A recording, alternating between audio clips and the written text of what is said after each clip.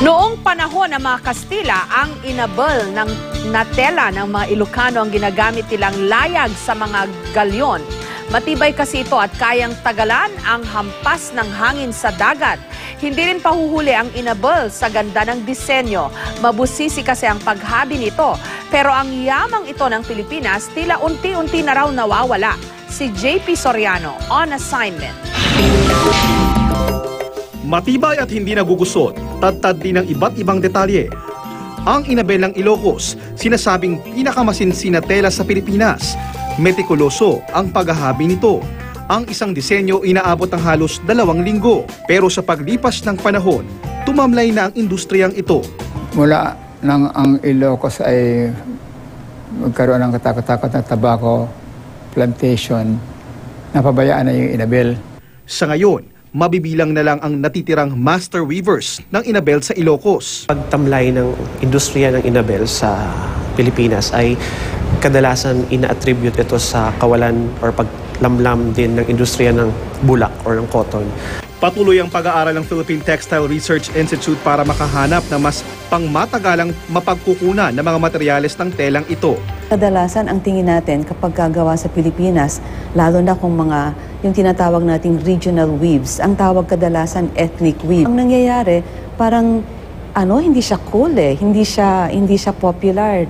Ang loom nila is only 20 inches, kaya ang lumalabas, 20 inches lang yung tela, which is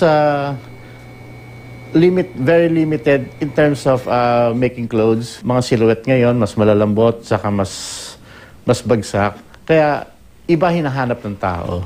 Pero para buhayin muli ang industriya, ang grupong ito lumikha ng iba pang paggagamitan ng tradisyonal na inabel.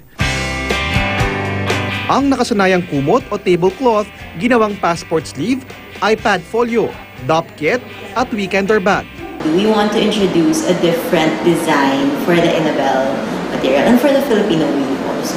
This can raise the awareness of the fabric on a global level talaga. At para maipagpatuloy ang proyektong ito, kailangan daw nilang makalikom ng 4,000 dolyar o mahigit 179,000 pesos sa pamamagitan ng website na kickstarter.com. Isa itong website kung saan pwedeng mag-donate para sa mga proyektong gustong suportahan ang industriya. Si Aling Magdalena Gamayo, isa na lang siya sa mga nalalabing marunong maghabi nito. Ang natatanging talento niya, kinilala noong nakaraang taon nang gawaran siya ng gawad sa manilikha ng bayan. This is the National Living Treasures Award, no?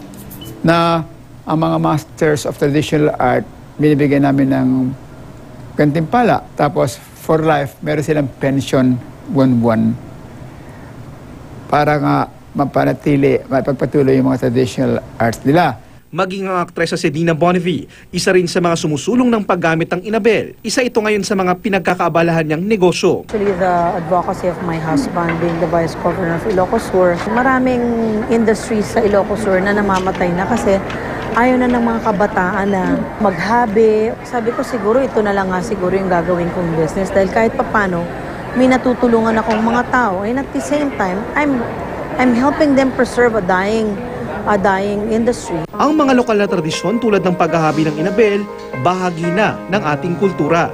At ang katangi-tanging likhang kamay na ito, huwag sana nating hayaang maglaho. JP Soriano, GMA News.